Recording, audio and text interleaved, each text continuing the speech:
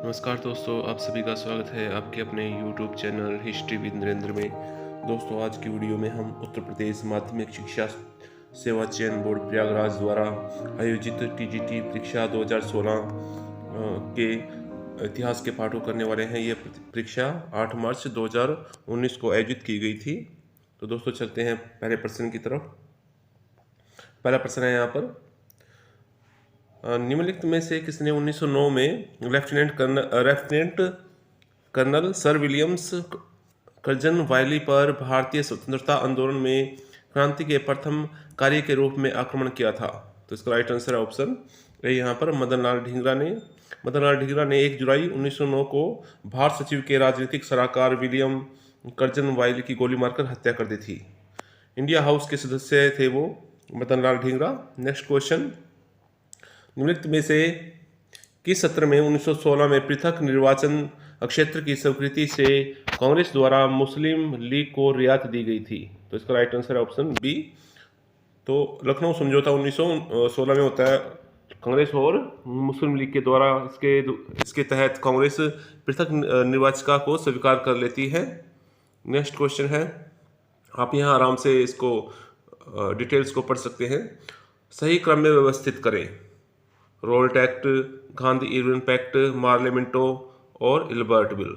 तो इनमें सबसे पहले हुआ इल्बर्ट बिल, उसके बाद मार्लेमेंटो सुधार, उसके बाद रोल्ट एक्ट 1919 में और गांधी इरविन पैक्ट।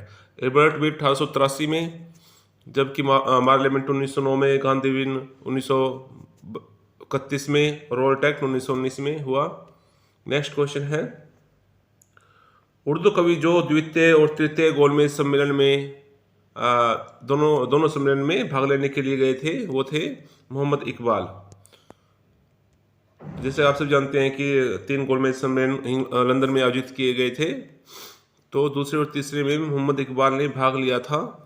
तृतीय गोलमेज सम्मेलन का कांग्रेस ने बहिष्कार किया था, सिर्फ दूसरे में ही गांधी जी शामिल होने के लिए गए थे। नेक्स्ट क्वेश्चन है, निम्नलिखित में से कौन सा प्राचीन भारत के एक उपकरण परंपरा से नहीं जुड़ा है?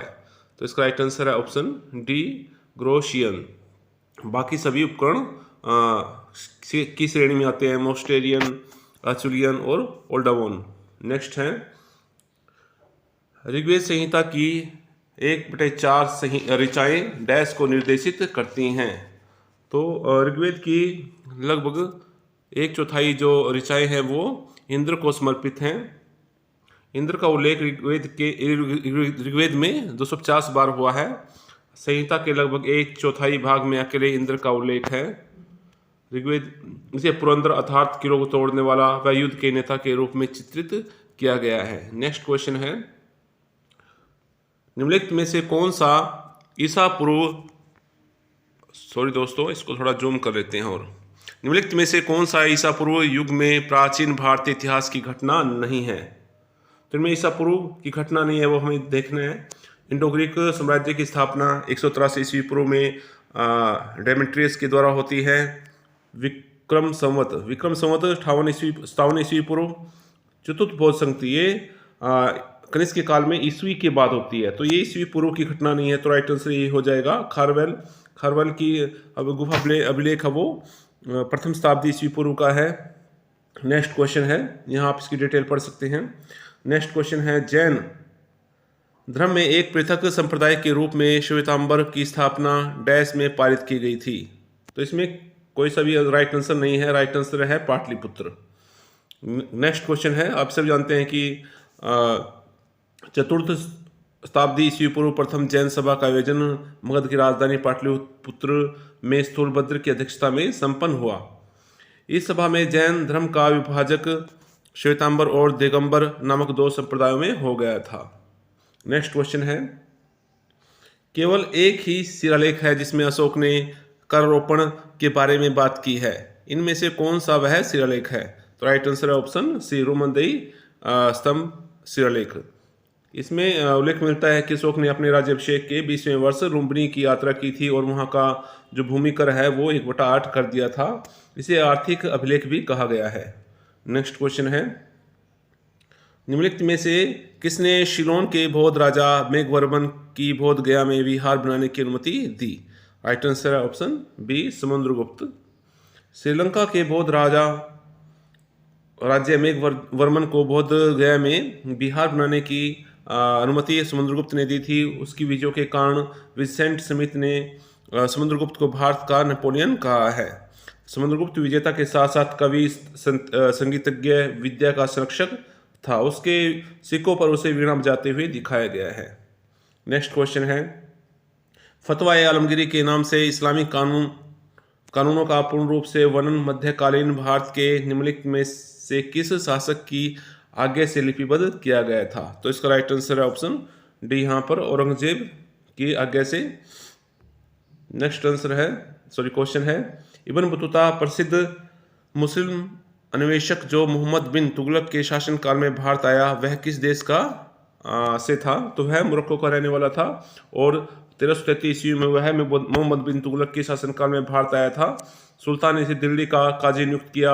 1349 में इब्न बतूता सुल्तान के दूत के रूप में चीन गया।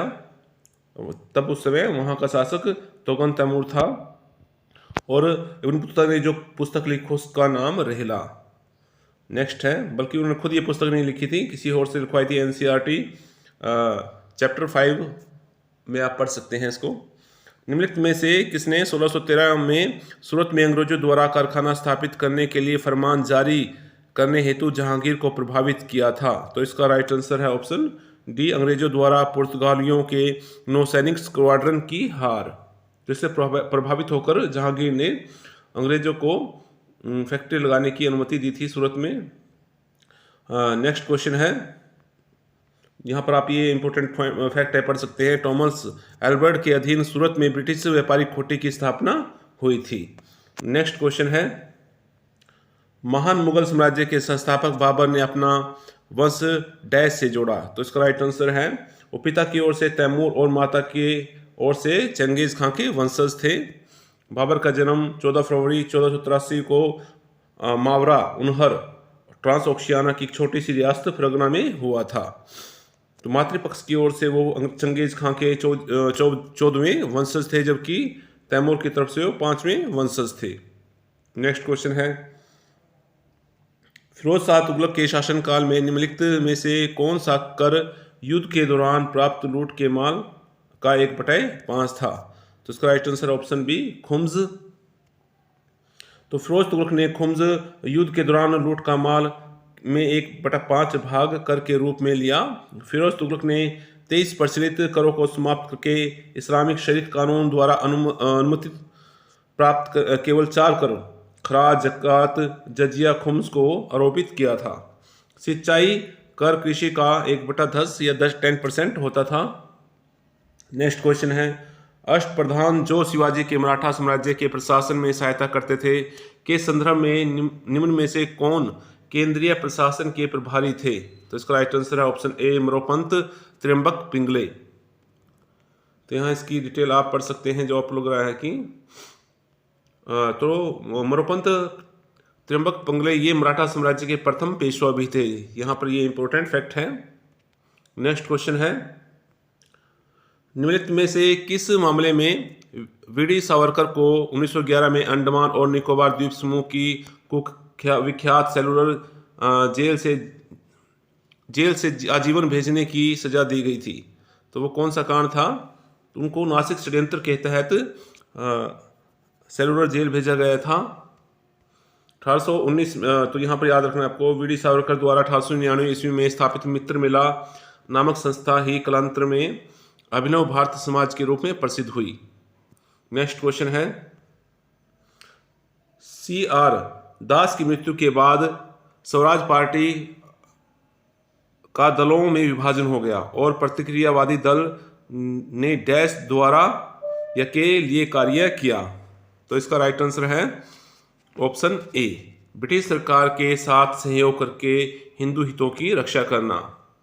नेक्स्ट क्वेश्चन है, तो जून 1925 में CR दास की मृत्यु के बाद स्वराज दल की शक्ति क्षीण होने लगी। पार्टी में सांप्रदायिक भावनाओं तथा सरकार के साथ सहयोग करने वालों की संख्या में वृद्धि होने लगी।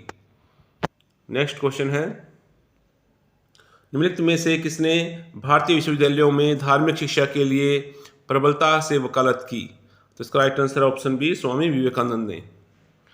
जैसा कि आप सभी को पता है कि स्वामी विवेकानंद 1893 में अमेरिका शहर में आयोजित विश्व धर्म सम्मेलन में भाग लेने के लिए अमेरिका गए थे, और इससे पहले जो उनका नाम था, तो इस सम्मेलन में आने से पूर्व नरेंद्र नाथ का नाम बदलकर महाराज खेतड़ी के सुझाव पर स्वामी विवेकानंद रखा गया थे, भी आपको याद रखना है।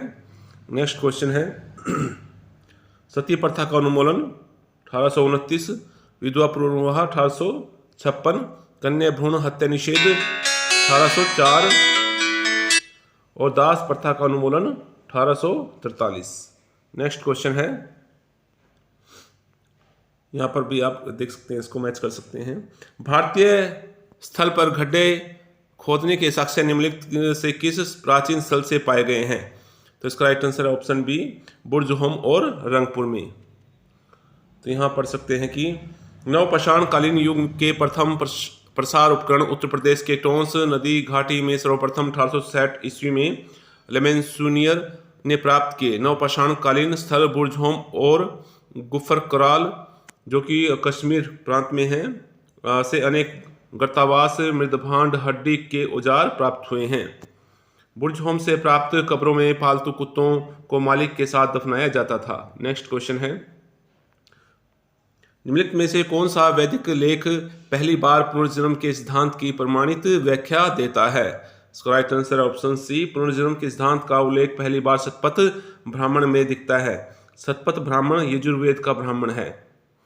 नेक्स्ट क्वेश्चन है, हालांकि आयोग ने इसका उत्तर विकल्प ए माना है।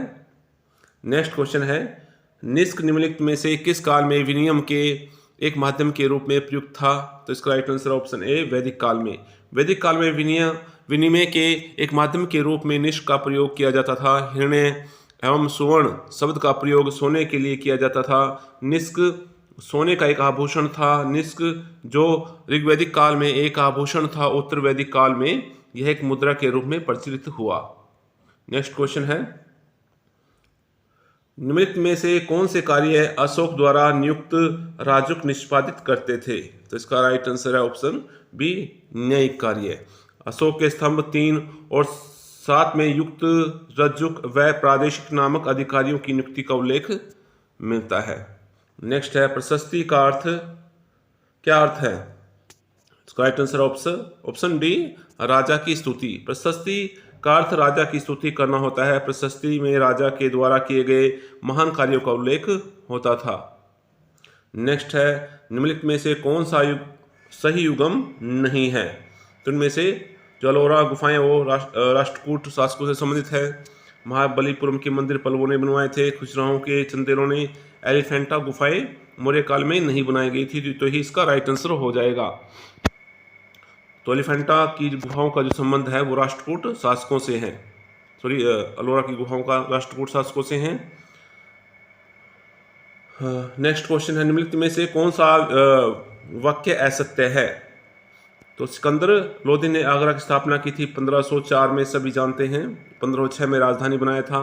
हरिहर ने दक्षिण में विजय नगर राजवंश की स्थापना की थी, बिल्कुल सही है। हरिहर और बुक्का दोनों भाइयों ने। तीसरा, बलबन ने कुतुब मीनार का निर्माण पूरा करवाया था। इल्तुतमिश ने करवाया था, ना कि बलबन ने। तो राइट आंसर ऑप्शन सी हो जाएगा। नेक्स्ट क्वेश्चन है, यहाँ पर आप इसकी डिटेल पढ़ सकते हैं। नेक्स्ट है, निम्नलिखित में से किसे मुगल शासकों के काल के दौरान न्यायिक प्रणाली में सर्वोच्च पद पर नियुक्त किया गया था? तो right answer option A, Qazi ul Quzat. Next question है, निम्नलिखित में से किसने महाभारत को फारसी में अनुवादित करवाकर रजमनामा नाम दिया? राइट आंसर है ऑप्शन ए, अकबर ने। अकबर ने फैजी के अधीन एक अनुवाद विभाग की स्थापना की। अकबर के काल में अन्य प्रमुख अनुवादित ग्रंथ निम्न हैं। ज्योतिष ग्रंथ तजक का अनुवाद जफर जहाँ जफर नाम से, और सियाहसन बत्तीसी का अनुवाद नामा ए खिराद अफजा नाम से। कथा सरित सागर का अनुवाद बहर अल असमार नाम से, और पंचतंत्र का अनुवाद अनवर ए सुलेही नाम से किया गया था। नेक्स्ट क्वेश्चन है, मुगल वंश की निम्नलिखित में से किस इमारत के डिजाइन और वास्तुकला से उस्ताद ईसा का संबंध है? तो राइट आंसर है ऑप्शन ए। तो ताजमहल का जो डिजाइन है वो उस्ताद ईसा ने बनाया था और इसका जो मुख्य स्थापत्यकार था वो अहमद लाहौरी था। तो जिसे शाहजहां ने नादिर और असर की उपाधि दी थी। इसका प्रधान जो मिस्त्री है वो था उस्ताद ईसा। नेक्स्ट है, मकबरों की अष्ट भुजाकार आकृति मध्यकालीन भारत के निम्नलिखित में से किस वंश की विशेषता थी? तो राइट आंसर है ऑप्शन डी। लोधी वंश को मकबरों का काल भी कहा जाता है। लोधी काल के मकबरों को दो भागों अष्टभुजी व चतुर्थभुजी मकबरों में बांटा जा सकता है। प्रथम अष्टाभुजाकार मकबरा दिल्ली में स्थित खाने जहां तेलंगानी का मकबरा है। सिकंदर लोधी के समय एक नई शैली की शुरुआत हुई जिसमें एक गुंबद के स्थान पर दो गुंबदों का निर्माण हुआ। उल्लेखनीय है कि सिकंदर लोधी का मकबरा भारत में निर्मित पहली इमारत है जिसमें दोहरे गुंबद का प्रयोग किया गया है। अष्टभुजाकार गुंबद खाने जहां तेलंगानी का है और दोहरे गुंबद का मकबरा वो सिकंदर लोधी का है। नेक्स्ट है,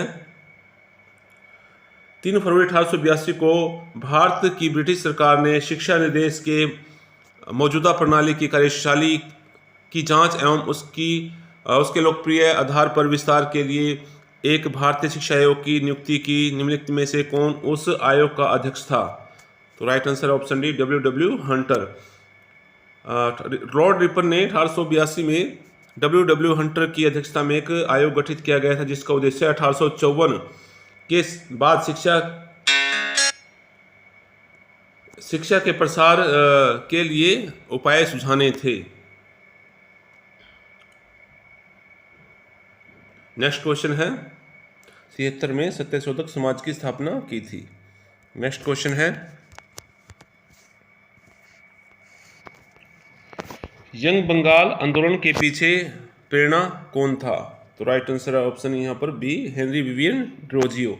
यंग बंगाल आंदोलन के संस्थापक हिंदू कॉलेज के एंग्लो इंडियन शिक्षक हेनरी विवियन ड्रोजियो थे। 1828 में स्थापित यंग बंगाल आंदोलन का प्रमुख उद्देश्य प्रेस की स्वतंत्रता, जमींदारों के अत्याचारों से रेतों की सुरक्षा, सरकारी नौकरियों में उच्च पदों पर भारतीयों की नियुक्ति हेतु आवाज उठाना था। विवियन ड्रोजियो फ्रांस की क्रांति से अत्यंत प्रभावित थे। नेक्स्ट क्वेश्चन है, स्वराज भारत के राजनीतिक प्रयासों का लक्ष्य था। यह दादाभाई नौरोजी द्वारा डैश में घोषित किया गया था। तो राइट आंसर है ऑप्शन बी, कलकत्ता अधिवेशन 1906 में। नेक्स्ट क्वेश्चन है दोस्तों, निम्नलिखित में से कौन सी संभवतः भारत में प्रयोग की जाने वाली प्रथम धातु थी? तो राइट आंसर है ऑप्शन बी, तांबा। सर्वप्रथम जिस धातु को औजारों हेतु प्रयोग किया गया था वह थी तांबा।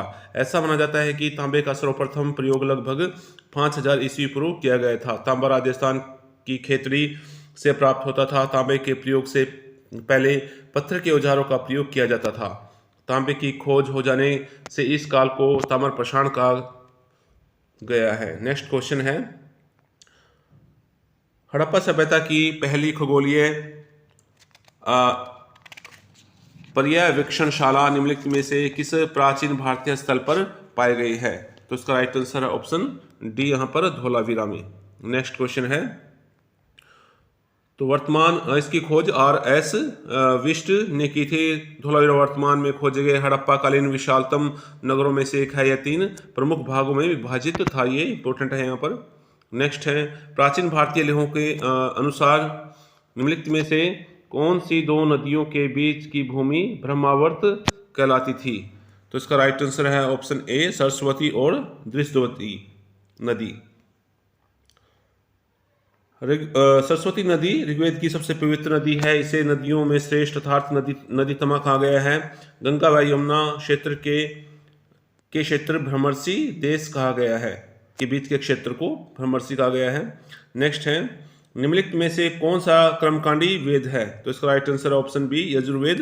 यजुर्वेदिक कर्मकांडीय वेद है। इसमें विभिन्न यज्ञों से संबंधित अनुष्ठानों व विधियों का उल्लेख है। यह वेद गद्य एवं पद्य दोनों में रचित है। नेक्स्ट है, निम्नलिखित में से क्या ईसा की प्रथम सदी के आसपास विकसित मथुरा कला मूर्तिकला के लिए प्रयुक्त होता था। तो मथुरा जो कला थी उसमें लाल बलुआ पत्थर का प्रयोग किया जाता था। नेक्स्ट है पहला का जो कथन है उस पर विचार करना है हमें। नालंदा विश्वविद्यालय और विक्रम विश्वविद्यालय दोनों पाल वंश के दौरान विकसित हुए, बिल्कुल सही है। नेक्स्ट है नालंदा विश्वविद्यालय और विक्रमशिला विश्वविद्यालय दोनों खिलजी वंश द्वारा नष्ट कर दिए गए, तो ये गलत है यहाँ पर। इस प्रकार से इसका राइट आंसर हो जाएगा ऑप्शन ए। इसको आप पढ़ सकते हैं। नेक्स्ट क्वेश्चन है अहमद शाह अब्दाली ने निम्नलिखित में से किस मुगल शासक के शासनकाल में सर्वप्रथम भारत पर आक्रमण किया था? तो इसका राइट आंसर है ऑप्शन ए मोहम्मद शाह। 1739 ईस्वी में उन्होंने भारत पर आक्रमण किया था, करनाल का युद्ध के नाम से फेमस है वो। नेक्स्ट है निम्नलिखित में से किसके लिए शेरशाह सूरी को नहीं जाना जाता? तो नागरिक प्रशासन की प्रणाली का संगठन, बिल्कुल सही है। पहला रुपया जारी किया जो 20वीं सदी तक प्रयोग होता रहा, बिल्कुल सही है। नहरों द्वारा सिंचाई की प्रणाली शुरू करने के लिए, बिल्कुल गलत ये, तो यही राइट आंसर हो जाएगा। नेक्स्ट क्वेश्चन है निम्नलिखित में से किसने कश्मीर में शालीमार और निशांत बाग की नींव रखी थी? Right answer option B Jahangir ने। जहांगीर ने कश्मीर में प्रसिद्ध शालीमार और निशांत बाग की नींव रखी। उसने शेख सलीम चिश्ती के मकबरे में लाल बलुआ पत्थर के स्थान पर संगमरमर लगवाया था। जहांगीर ने वास्तुकला की अपेक्षा चित्रकला को अधिक प्रश्रय दिया। नेक्स्ट है निम्नलिखित में से किस युद्ध में पहली बार तोपखाने का प्रयोग किया गया था? तो राइट आंसर ऑप्शन ए पानीपत का प्रथम युद्ध, जो कि 21 अप्रैल 1526 में बाबर व इब्राहिम लोदी के मध्य होता है। इसमें बाबर विजय होता है। नेक्स्ट क्वेश्चन है 1556 में दिल्ली को खोने वाला हिंदू शासक कौन था? तो राइट आंसर है ऑप्शन बी यहाँ पर हेमू।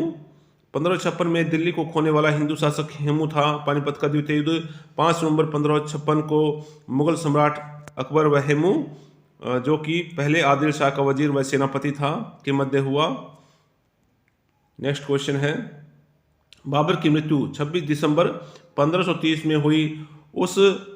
उसे आगरा के आराम बाग में दफनाया गया था। बाद में शेरशाह के शासनकाल के दौरान उसके शरीर को निम्नलिखित में से किस स्थान पर ले जाकर दफनाया गया? तो इसका right answer option C Kabul में। 26 दिसंबर 1530 ईस्वी में आगरा में बाबर की मृत्यु हो गई थी। उसे आगरा में नूर अफगान, जिसका नाम आधुनिक जो नाम है, वो आराम बाग में दफनाया गया था, परंतु बाद में उसे काबुल में उसके द्वारा चुने गए स्थान में दफनाया गया। नेक्स्ट है ब्रिटिश काल के दौरान भारत का शीर्ष न्यायालय निम्नलिखित में से कौन सा था? तो इसका राइट आंसर है ऑप्शन सी प्रिवी काउंसिल। 1774 ईस्वी में कलकत्ता में एक सर्वोच्च न्यायालय की स्थापना की गई। सर एलिजा इम्पे को मुख्य न्यायाधीश तथा 3 अन्य चैम्बर्स लिमस्टर हाइड को न्यायाधीश बनाया गया। यह अभिलेख न्यायालय था। इसके विरुद्ध अपील यह प्रिवी काउंसिल में होती थी। तो नेक्स्ट क्वेश्चन है निम्नलिखित में से कौन मुगल बादशाह अकबर द्वितीय की ओर से पैरवी करने के लिए बादशाह के राजदूत के रूप में इंग्लैंड गए थे? राइट आंसर ऑप्शन बी राजा राम मोहन राय। तो राजा की उपाधि भी अकबर द्वितीय ने राजा राम को दी थी। 1837 में अकबर द्वितीय की मृत्यु हो जाती है। नेक्स्ट क्वेश्चन है भारतीय राष्ट्रीय कांग्रेस की पहली महिला अध्यक्ष कौन थी? तो राइट आंसर है ऑप्शन डी यहाँ पर एनी बेसेंट। 1917 कलकत्ता अधिवेशन में वो अध्यक्ष चुनी गई थी। उनके बारे में थोड़े मुख्य पॉइंट पढ़ लेते हैं। 1916 में होम रूल लीग की जो आंदोलन उन्होंने चलाया था। जन जागरण हेतु उन्होंने कॉमनवेल्थ न्यू इंडिया नामक समाचार पत्रों का संपादन भी किया। एनी बेसेंट 1898 ईस्वी में बनारस में सेंट्रल हिंदू कॉलेज की नींव रखी। नेक्स्ट है गदर आंदोलन के शुरू होने का सबसे महत्वपूर्ण कारण था? तो इसका राइट आंसर है ऑप्शन सी कामागाटू मारू घटना। इसको पढ़ लेते हैं क्या घटना क्या थी। कामागाटा मारू प्रकरण कनाडा में भारतीयों के प्रवेश से संबंधित विवाद था। इसी से गदर आंदोलन की शुरुआत हुई। कनाडा सरकार ने ऐसे भारतीयों को अपने यहाँ प्रवेश वर्जित कर दिया था जो सीधे भारत से नहीं आते थे। कनाडा सरकार का यह कानून इसलिए भी अधिक कठोर माना गया क्योंकि उन दिनों ऐसा कोई रास्ता नहीं था जिससे भारतीय सीधे कनाडा पहुंच सके। नेक्स्ट है प्राचीन भारत की जोरवे संस्कृति निम्नलिखित राज्यों में किस स्थान के नाम पर ही नामित की गई थी? तो इसका राइट आंसर है ऑप्शन डी महाराष्ट्र। तो प्राचीन भारत की जोरवे संस्कृति महाराष्ट्र से संबंधित है। महाराष्ट्र में पाई गई जोरवे बस्तियों में एक तरह का निवासगत अधिक्रम दिखाई देता है। इससे यहाँ द्विस्तरीय निवास का अभ्यास मिलता है। जोरवे पश्चिमी महाराष्ट्र में स्थित है। नेक्स्ट क्वेश्चन है क्वेश्चन नंबर 54। सिंधु सभ्यता का उद्घाटन अभी तक नहीं किया गया। निम्नलिखित कारणों पर विचार करें। पहला कारण है उनकी भाषा के बारे में जानकारी नहीं है। तो ये कथन हमें सही कथन का चयन करना है यहाँ पर। तो ये जानकारी उसके बारे में क्योंकि उसको पढ़ नहीं पाए हैं। अब लेहों की छोटी लंबाई ये भी सही है। द्विभाषा लेहों की अनुपस्थिति ये भी सही है। तो इस प्रकार से राइट आंसर ऑप्शन डी हो जाएगा। तमसो माँ ज्योतिर्गमय, ये सॉरी एक इसको नीचे कर लेते हैं थोड़ा। तमसो माँ ज्योतिर्गमय या हमें अंधकार से प्रकाश की ओर ले चलो, यह निम्नलिखित में से किस उपनिषद से लिया गया है? यह किस उपनिषद में आता है? तो right answer option Brihadaranyaka Upanishad. Next question है निम्नलिखित में से कौन सा बौद्ध धर्म के विस्तार का प्रथम मूर्त साक्ष्य माना जाता है? तो right answer option B Ashoka के शिलालेख। राज्याभिषेक से संबंधित मास्की के लघु शिलालेख में अशोक ने स्वयं को बुद्ध शाक्य कहा है। ये भी आपको याद रखना है। नेक्स्ट है पुष्यमित्र शुंग के बाद शासक कौन बना था? तो राइट आंसर है ऑप्शन ए अग्निमित्र। शुंग वंश की स्थापना 185 ईस्वी पूर्व में मौर्य सेनापति पुष्यमित्र शुंग ने अंतिम मौर्य शासक विद्रथ की हत्या करके की थी। पुष्यमित्र शुंग कट्टर ब्राह्मणवादी था। इसकी मृत्यु के बाद इसका पुत्र अग्निमित्र शासक बना, जो कि कालिदास के एक रचना मालविका अग्निमित्र का नायक भी है। नेक्स्ट है ग्वालियर के निकट बाघ की गुफाएं निम्नलिखित में से किस युग की चित्रकला का प्रतिनिधित्व करती हैं? तो इसका राइट आंसर है ऑप्शन बी गुप्त युग की। ग्वालियर के निकट बाघ की गुफाएं गुप्त काल की चित्रकला का प्रतिनिधित्व करती हैं। कला एवं साहित्य के विकास की दृष्टि से गुप्त काल को भारतीय इतिहास का क्लासिकी युग अर्थात स्वर्ण युग कहा गया है। नेक्स्ट क्वेश्चन है निम्नलिखित में से कौन सा मामलुक वंश का था? तो इनमें जो बलबन थे वो मामलुक वंश से संबंधित थे। नेक्स्ट क्वेश्चन है निम्नलिखित में से किसे दक्कन क्षेत्र में गुरिल्ला युद्ध नीति का प्रणेता कहा जाता है? तो इसका right answer option C Malik Ambar. Deccan क्षेत्र में गुरिल्ला युद्ध नीति का प्रणेता मलिक अंबर था। सर्वप्रथम इस नीति का सफल प्रयोग छत्रपति शिवाजी ने मुगलों के विरुद्ध किया। तो राइट आंसर है यहाँ पर सी था। निम्नलिखित में से दिल्ली सल्तनत के किस शासक ने स्वयं को सिकंदर-ए-सानी घोषित किया? Right answer option C Alauddin Khilji को विश्व का सुल्तान, पृथ्वी के शासकों सुल्तान, युद्ध का विजेता, युग का विजेता तथा जनता का चरवाहा जैसे नामों से विभूषित किया जाता है। नेक्स्ट है रेतवाड़ी व्यवस्था जो ब्रिटिश भारत के कुछ भागों में शुरू की गई थी, कृषि भूमि के कृषकों से राजस्व एकत्रित करने की दो मुख्य प्रणालियों में से एक थी। यह मूल रूप से डैश द्वारा शुरू की गई थी। तो यह शेरशाह के द्वारा शुरू की गई थी। ब्रिटिश काल में यह मद्रास, बंबई, पूर्वी बंगाल, असम और कुरुक में लागू की गई थी। इस व्यवस्था के अंतर्गत ब्रिटिश भारत की 51% भूमि शामिल थी, जबकि रेतवाड़ी स्थायी बंदोबस्त के तहत 19% बाकी माहलवाड़ी व्यवस्था के तहत शामिल थी। नेक्स्ट है कौन से चिश्ती सूफी संत को चिराग दहलवी के लोकप्रिय नाम से जाना जाता था? तो इसका राइट आंसर है ऑप्शन बी शेख नसीरुद्दीन महमूद। ये निजामुद्दीन औलिया के शिष्य थे। इन्होंने तौहीद वजूदी की रचना की। भारत में चिश्ती संप्रदाय की स्थापना ख्वाजा अमीनुद्दीन चिश्ती ने की थी अजमेर में। तो दोस्तों आज की वीडियो में इतनी क्वेश्चन। अगर आपको वीडियो पसंद आया है तो उसको ज़्यादा से ज़्यादा शेयर करें। अगर आप चैनल पे नए हैं तो चैनल को सब्सक्राइब जरूर करें। धन्यवाद।